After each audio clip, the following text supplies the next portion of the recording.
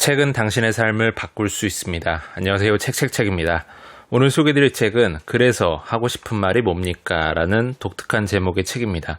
김범준 님이 지으셨고요. 21세기 북스에서 나왔고 19년 12월에 출간된 책입니다. 총 251쪽입니다. 먼저 저자 소개 짧게 요약해서 한번 말씀드려볼게요. 저자 김범준, 비즈니스 커뮤니케이션 전문가, 고려대 경제학과 졸업하셨고요. SK 브로드밴드, 삼성 SDS를 거쳐서 현재 LG U+ 재직 중 특이하게 회사원이십니다. 비즈니스 커뮤니케이션에 관한 책 10여 권을 출간한 작가이시기도 하고요. LG, 삼성, 현기차, KB금융, 공기관 등의 커뮤니케이션 강사로 활약 중이십니다. 목차 한번 읽어보겠습니다. 1장 관심을 집중시켜라. 결론부터 말하는 습관 기르기. 2장 관점을 바꿔라. 상대의 입장에서 생각하기. 3장 문제의 단서를 찾아라. 복잡한 상황을 단순화하기. 4장 정확히 말하라. 기본을 지키는 말하기 방법. 마지막 5장입니다. 5장 여운을 남겨라. 상대의 협조를 얻는 기술. 보고는 자기 존재를 드러내는 일이 아니다. 상대방의 존재를 부각시키는 것이다. 이런 건 모르셨죠? 제가 나름대로 똑똑하거든요. 그러니 제 말대로 하세요. 라고 말하고 싶은 욕망을 누르고 그런 게 있었구나. 어떻게 찾아낸 거야? 그래, 우리 한번 해보자. 라는 대답을 얻어내기 위해 총력전을 펼쳐야 한다. 이것이 보고를 잘해보겠다고 생각한 사람이 가져야 할 제대로 된 비즈니스 마인드다.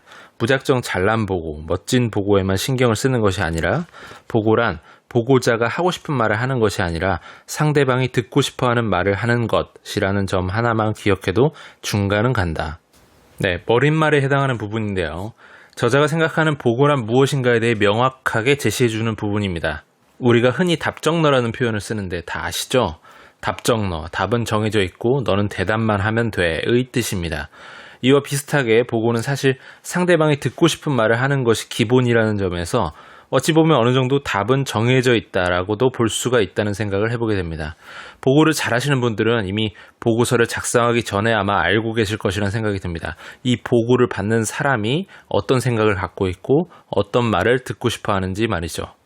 28쪽입니다. 그렇다면 CMM이란 무엇인가? 우선 C란 결론, conclusion이다. C 다음에 나오는 M은 시장, 마켓이다. 마지막 M은 나, 미를 말한다. 혹은 우리라고 해도 좋다. 즉 CMM이란 보고의 프로세스를 결론, 시장, 나로 진행하자는 말이다. 이를 어떻게 활용할 것인가? 우선 3단 논법의 사례를 하나 제시해 보도록 하겠다. C. 결론. 후발주자로서 점유율이 10% 내외인 우리는 올해 내에 최소한 3위 사업자에 오르는 것을 목표로 빠른 시간 내에 매장 확대, 그 이상의 대규모 마케팅 프로젝트를 진행해야 한다. M. 시장. 경쟁사는 정부의 규제로 인해 마케팅 비용을 사용하는데 한계점이 있다. M. 나. 우리 회사는 4위 사업자로서 A사, B사, C사에 비해 정부의 규제로부터 자유롭다. 네, 굉장히 유용한 방법이 소개된 것 같아서 말씀을 드립니다. 이른바 CMM 기법. CMM 순서대로 보고 시의 C, conclusion, 결론을 먼저 이야기하면서 화두를 제시하고요. M, market, 시장 환경에 대한 전반적인 부분을 이어서 얘기해주고 마지막으로 M, B, 그래서 나는 어떻게 할 것이다 혹은 우리 조직은 어떻게 하면 좋을 것 같다의 의견 제시 부분이 나와주는 맥락과 흐름상 아주 보고를 듣는 사람이 너무 좋아할 것 같다는 생각이 듭니다. 기술적으로 짧고 간결하게 이 CMM을 사용해서 모든 답변을 회사 내에서 이렇게 처리해 보시는 연습을 한번 해보시면 어떨까요? 33쪽입니다. 되돌아보면 조직에서 승승장구하는 사람들 중에 부정론자는 거의 본 적이 없었던 것 같다. 조직에서 속된 말로 잘 나가는 사람들은 대부분 긍정론자였다. 나는 어떠했는가? 부끄럽지만 불만과 불평이 많았다. 문제 해결을 위한 대안을 말하기보다는 문제점 그 자체에 대해 분노를 터뜨리는 데에만 몰두하는 부정론자였다. 그래서 조직에서 인정받는데 실패했다.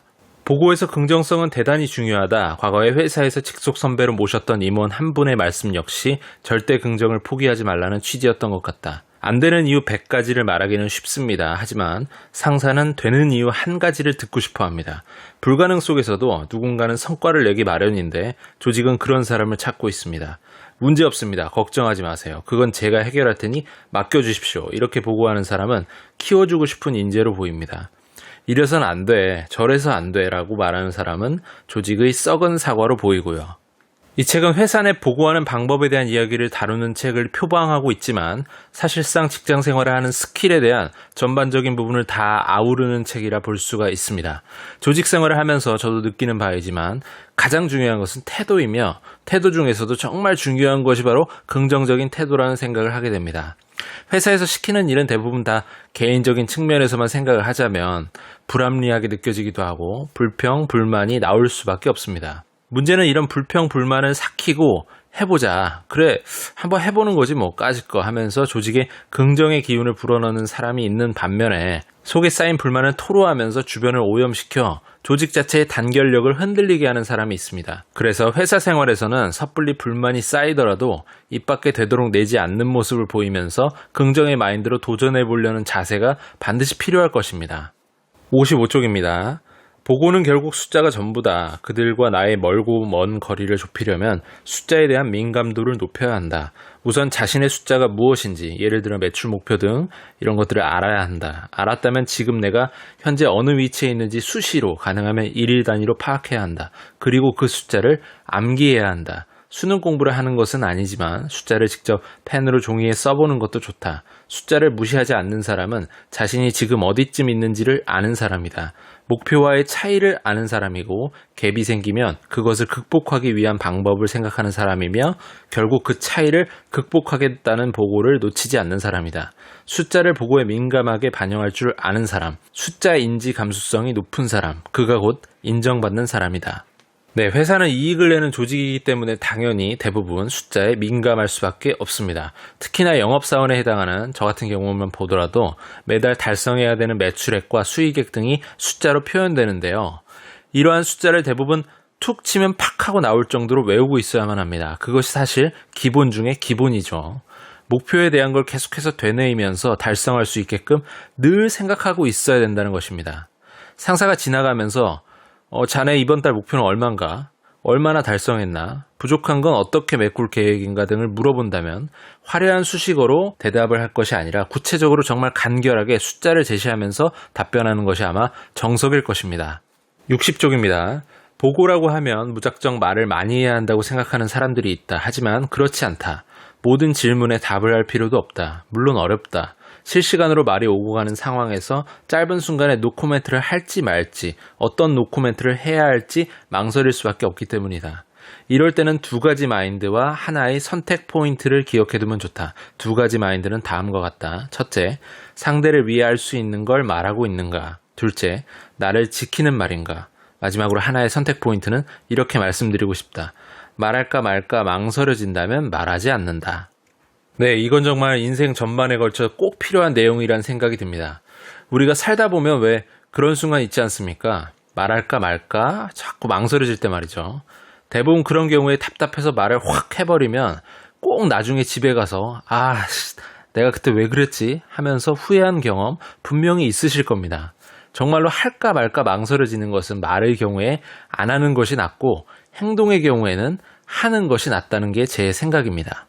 111쪽입니다. 사무실 내에서 보고서를 제출해야 되는 상황이라면 다음의 5단계를 기억해두자. 1단계 일어난다. 이메일을 보낸 후 자리에서 일어서는 거죠. 2단계 걸어간다. 세 걸음 앞에 있는 팀장한테 가는 겁니다. 3단계 바라본다.